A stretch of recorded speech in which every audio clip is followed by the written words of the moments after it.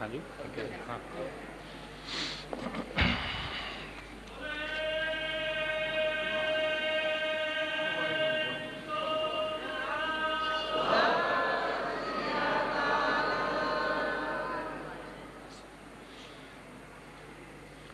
वाहेगुरु जी का खालसा, वाहेगुरु जी की फतेह। शुरुआत में ही एक बात मैं स्पष्ट कर लूं, न तो मैं ज्ञानी हूं, न संत हूं, न पंडित हूं। मैं बिल्कुल आप जैसा ही एक बहुत ही सीधा साधा इंसान हूं, और मेरे पर जो कुछ भी गुरु कृपा हुई है, इससे भी बढ़कर बड़ी गुरु कृपा आप सब पर भी हो सकती है।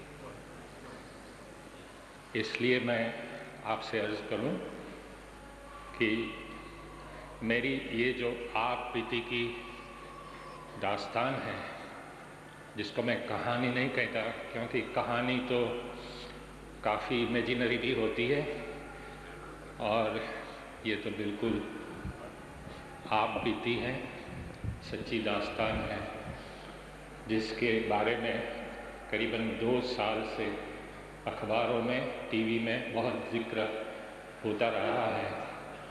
लेकिन मैं खुद इसकी पब्लिसिटी से, लोगों को बताने से दूर रहता था, क्योंकि मैंने भी इंतज़ार करना था कि कैंसर कहीं वापस तो नहीं आ जाएगा। और गुरु जब कैंसर जैसी बीमारी वापस ले लेते हैं, वो फिर से लौट कर नहीं आती। इसका एहसास मुझे हुआ, क्योंकि मेडिकल साइंस में तो लिखा है कि cancer never leaves you, it can return after 6 months, या तो 1 साल के बाद भी वापस आ सकता है, जिसे रिलैप्स कहते हैं मेडिकल लैंग्वेज में। अभी रेमिशन का स्टेज भी पूरा हो गया है, अभी तो 3 साल हो चुके हैं। और जो डॉक्टर मुझे ये कहते थे कि मैं 15 दिन में ख़त्म होने वाला हूँ, वही डॉक्टर ने मुझे लिखकर सर्टिफिकेट दिया है, जो आपको मैं पढ़कर सुनाऊंगा। बहुत सारी तस्वीरें भी हैं, जिन्होंने डॉक्टर ने कहा है लिखकर अपने ही लेटर पैड पर, अपने ही हस्ताक्षर में, कि जब से वासु भारद्वाज जी हरमंदिर साहब में अखंड पाठ और अरदास करके वापस आए हैं, तब से उनके शरीर में हमने कहीं भी कैंसर पाया नहीं है।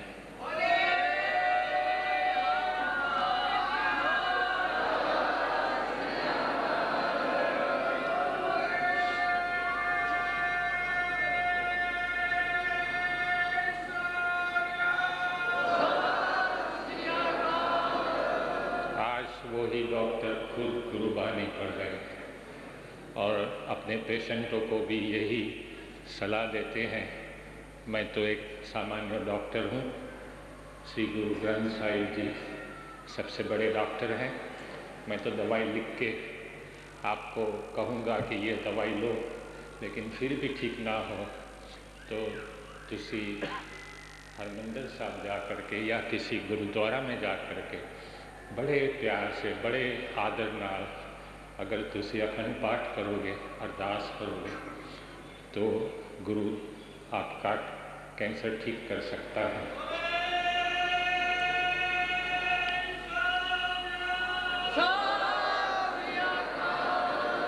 ये डॉक्टर का नाम है डॉक्टर के.सी. शाह, जिसका लेटर मैं अंत में पढ़कर सुनाऊंगा। ओरिजिनल लेटर है, लेकिन आपसे एक बड़ी विनम्र गुजारिश भी है कि ये मेरी आप बीती सुनकर इनमें से आप प्रेरणा लीजिएगा। उसमें से ऐसा बल आपको मिलेगा कि आप गुरु की सेवा में रहिए, गुरु ग्रंथ साहिब का पाठ करिए और संतों की वाणी सुनते रहिए, क्योंकि बिन गुरु ज्ञान कहाँ से पाऊँ। और ऐसा ही ज्ञान हमें संतों से मिलता है। तो ये मेरी आप बीती शुरू करने से पहले मैं ये गुजारिश कर दूं कि ये सुनने के बाद फिर वासु भारद्वाज को आप भूल जाएं और श्री गुरु ग्रंथ साहिब की सेवा में रहें। मैं तो गुरु का सेवक हूँ।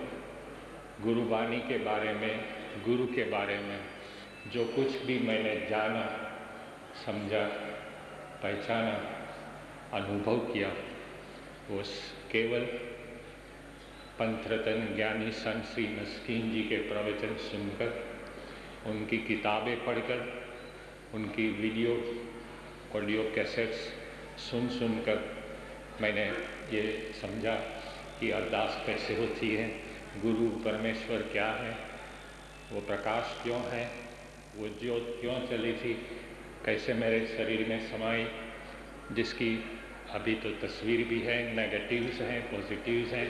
हम होले होले मस्कीन जी के आशीर्वाद से, उनके गाइडेंस से हम जरूर इनको भी रिलीज़ करेंगे।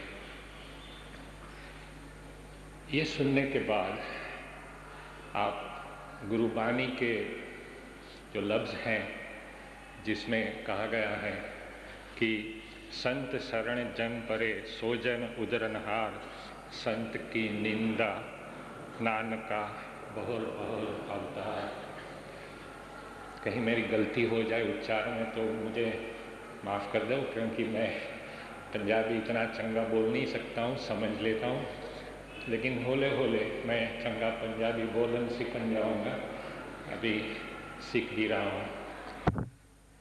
अगर मेरी आप बीती एक ही लाइन में मैं बयां करूँ तो भी मुझे श्री गुरु ग्रंथ साहिब जी का ही सहारा लेना पड़े, क्योंकि गुरुवाणी में लिखा है, मेरा वैद गुरु गोविंदा, हर हर नाम औखद मुख देह, काटे जम की फंदा। यानी मेरा वैद यानी कि डॉक्टर खुद गुरु गोविंद है।